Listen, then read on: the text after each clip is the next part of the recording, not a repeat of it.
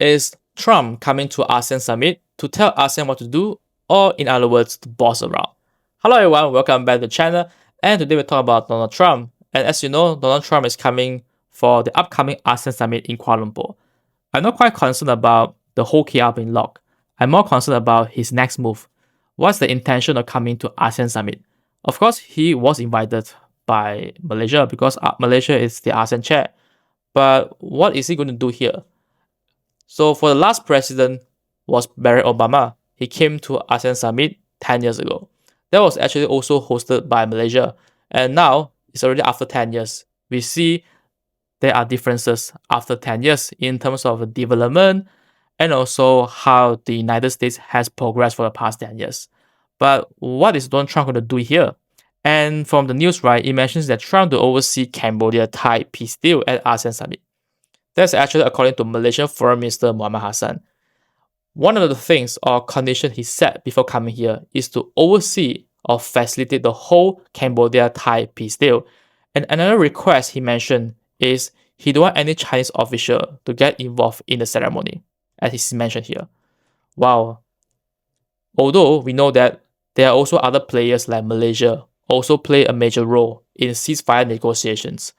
But Donald Trump from the United States claimed he wanted to be the person or main person to facilitate the whole process. So we should go back to the question that I asked.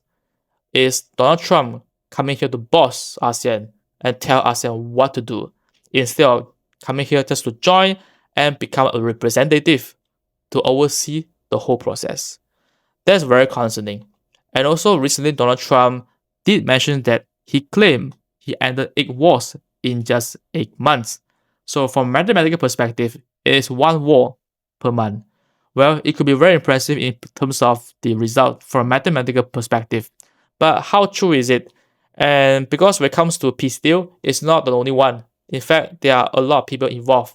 So Donald Trump, he solely claimed that he was responsible for all this peace deal, including the most recent Israel-Hamas peace deal. And that is actually, perhaps he's right. He ended 8 wars in 8 months. Okay? That none of the United States president has done this before.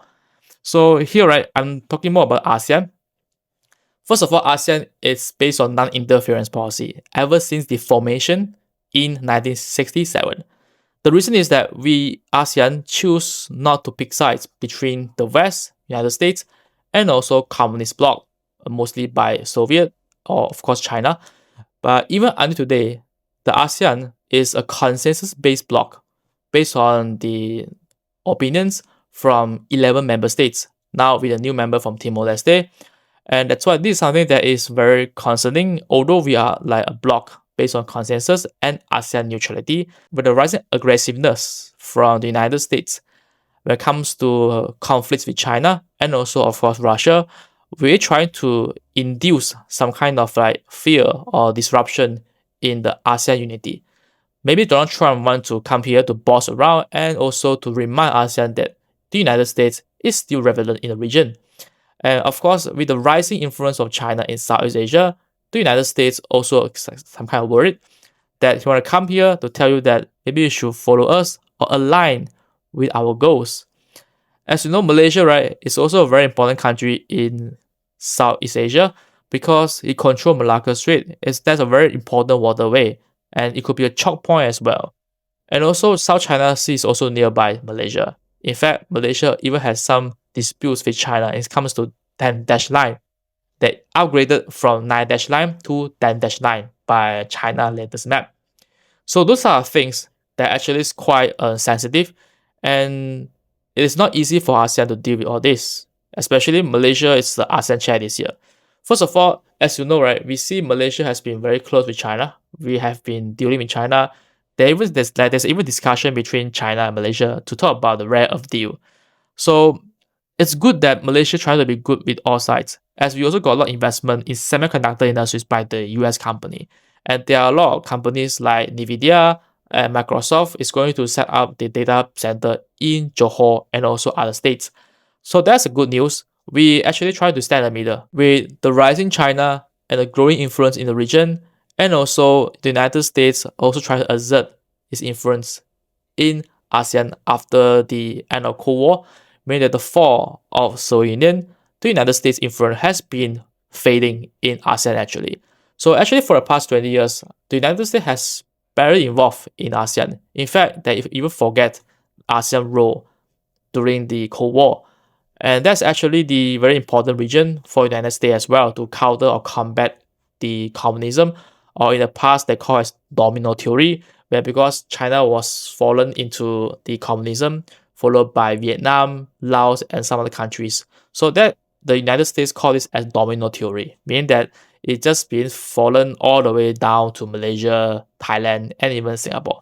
That's why the first Prime Minister of Malaysia, Tunku Abdul Rahman, he is actually like a pro-West leader, meaning that he just 100% anti-communism. And there are some other countries like, for example, Singapore and even Thailand are somehow being very close with, of course, UK and also United States. But is the Donald Trump comeback going to represent the same interest like before, or he has different agenda? Because all of us actually got tariffs. I mean, although some of the strongest US allies like Japan, Korea, and even Singapore, right, like they got tariffs for the United States, like 10%, 15%, and for Japan and Korea respectively. Okay, there's something that we have to take note. I think it's going to be very interesting because Donald Trump is coming, and let's see what will happen. And of course, let's hope that it will be a pleasant one. It's not coming here just to boss around and to become the main person going to chair the ASEAN instead of Anwar Ibrahim, which is actually the Prime Minister of Malaysia. Okay, so what do you think about Donald Trump coming to ASEAN Summit?